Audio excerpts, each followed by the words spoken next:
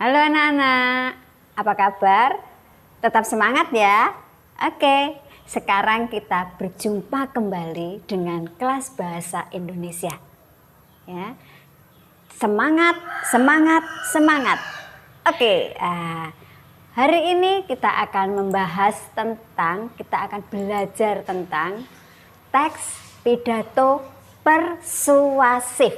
Nah, namun sebelumnya, apakah kalian pernah mendengarkan suatu pidato? Ada yang pernah mendengarkan pidato? Iya, ada. Pasti kalian pernah mendengarkan pidato. Nah, sebenarnya apa sih pidato itu? Ya.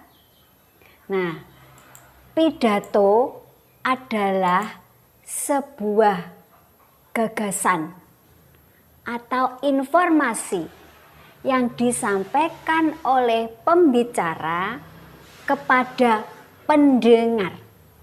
Ya. Jadi pidato adalah informasi atau gagasan yang disampaikan oleh pembicara kepada pendengar. Ya, paham ya?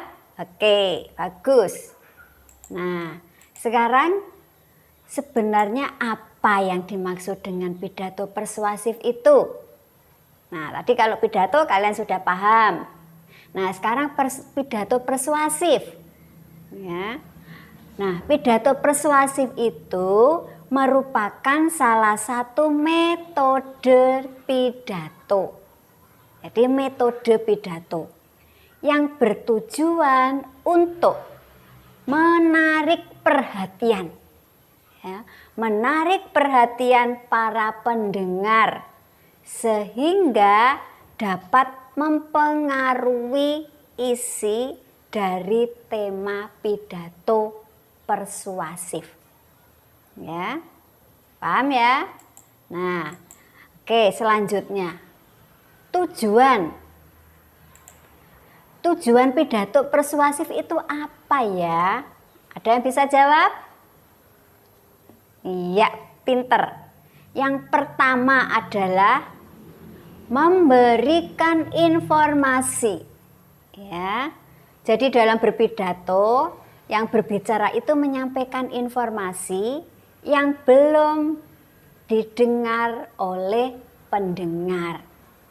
Ya. Nah, kemudian tujuan yang kedua, meyakinkan pendengar. Ya. Nah, dalam berpidato, seorang pembicara itu harus benar-benar bisa meyakinkan pendengarnya. Untuk apa?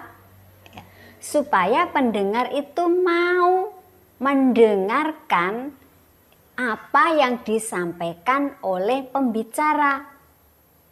Jadi mau mengikuti atau melakukan apa yang disampaikan oleh pembicara atau yang menyampaikan pidato. Ya.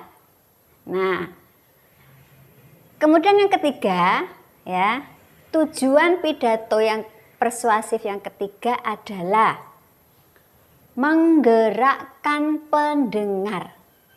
Apa yang dimaksud dengan menggerakkan pendengar? Ya. Maksudnya adalah bahwa pendengar itu mau melakukan, ya. Jadi dia melakukan apa yang diinginkan oleh pembicara. Karena dianggap pembicara itu mempunyai tujuan yang bagus, mempunyai keinginan yang bagus, sehingga pendengarnya mau melakukan apa yang disampaikan oleh pembicara. Ya, oke. Nah, sudah paham ya anak-anak tentang tujuan? Jadi ada 3 tujuan. Yang pertama memberikan informasi, yang kedua meyakinkan pendengar, yang ketiga adalah menggerakkan pendengar. Ya. Nah, sekarang selanjutnya jenis-jenis pidato. Ada berapa ya kira-kira jenisnya? Ya, ada 4. Ya. Yang pertama adalah sambutan. Kedua adalah pidato pemerintah. Yang ketiga pidato instansi. Yang keempat adalah ceramah. Ya. Nah, sekarang kita bahas satu persatu. Nah, sambutan. Apa itu sambutan? Ada yang bisa jawab? Oke, pintar, bagus. Nah, jadi sambutan adalah suatu jenis pidato yang disampaikan oleh orang-orang tertentu karena jabatannya atau karena dia mempunyai kedudukan. Contoh misalnya, sambutan kepala sekolah. Nah, sambutan kepala sekolah. Ketika ada momen-momen khusus, misalnya upacara atau pertemuan wali murid. Nah, di situ kepala sekolah memberikan sambutan. Nah, itu jenis sambutan yang pertama. Ya. Nah, sekarang yang kedua. Nah, ini gambarnya Bapak Presiden. Kira-kira ada yang bisa menjawab tidak? Apa yang dimaksud dengan pidato pemerintah? Ya, bagus. Nah, pidato pemerintah itu merupakan pidato yang berasal dari pemerintah untuk rakyatnya, yang berisi informasi resmi menyangkut kebijakan pemerintah. Ya, nah, contohnya di pidato kenegaraan presiden. Ya. Pidato kenegaraan presiden itu apa contohnya misalnya? Ya, pada waktu Hari Kebangkitan Nasional. Nah, presiden memberikan pidato atau Hari Kemerdekaan dan sebagainya. Ya. Paham anak-anak tentang pidato pemerintah? Oke, bagus. Nah, sekarang berikutnya adalah pidato instansi. Apa yang dimaksud instansi? Ya. Instansi itu adalah suatu lembaga pemerintahan. Ya, lembaga pemerintahan.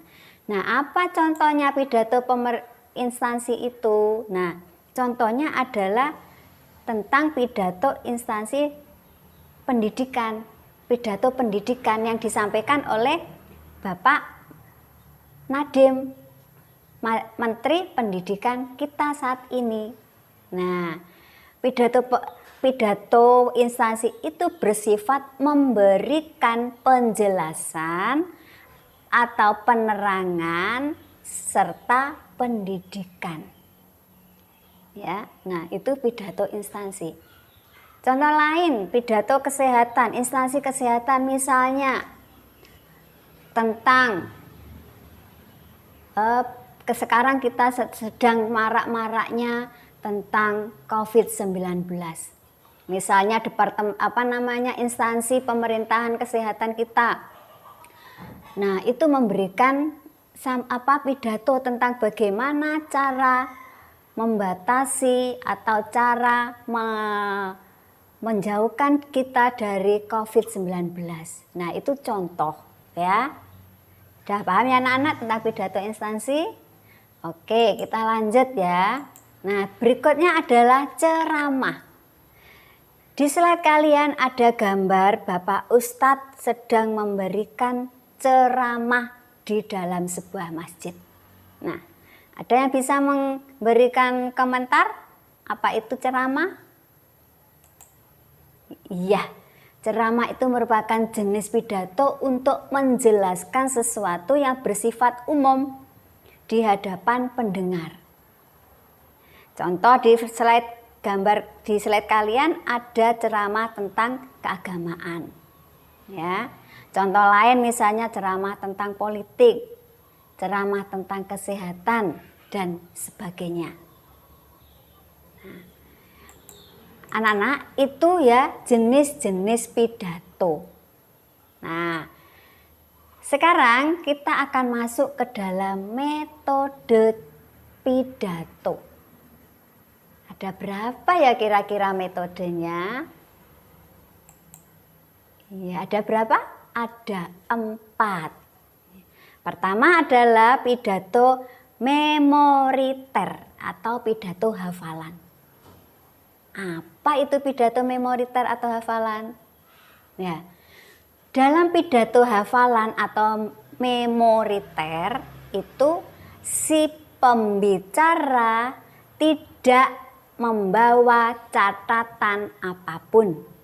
Ya, jadi yang berbicara di depan umum itu tidak membaca. Mereka hanya berbicara secara lisan. Ya, itu namanya pidato hafalan atau memoriter.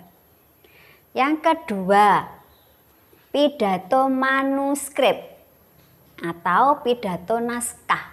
Nah, tentunya kalian sudah tahu kalau pidato naskah itu berarti apa? Bagus ya, membaca naskah. Ya, jadi membaca naskah. Ya, jadi si pembicara itu menyampaikan pidato dengan melihat catatan atau naskah. Oke, iya, bagus. Sekarang yang berikutnya, ketiga adalah pidato impromptu atau pidato dadakan. Atau biasanya ini dipakai untuk sesuatu yang tidak resmi. Pidato dadakan ini artinya ya, pidato yang langsung ditunjuk saat itu juga. Misalnya dalam sebuah pertemuan, ya, sebuah pertemuan kalian misalnya Bu Win nunjuk, ya, menunjuk salah satu dari kalian untuk menyampaikan pidato secara langsung. Tidak ada persiapan, tidak ada catatan, tapi kalian harus maju menyampaikan pidato. Misalnya kalau ditunjuk pidato di depan kelas, ya, menyampaikan sesuatu kepada teman-teman kalian, ya. Nah, itu yang dimaksud dengan pidato dadakan, langsung ditunjuk tanpa persiapan apapun, ya.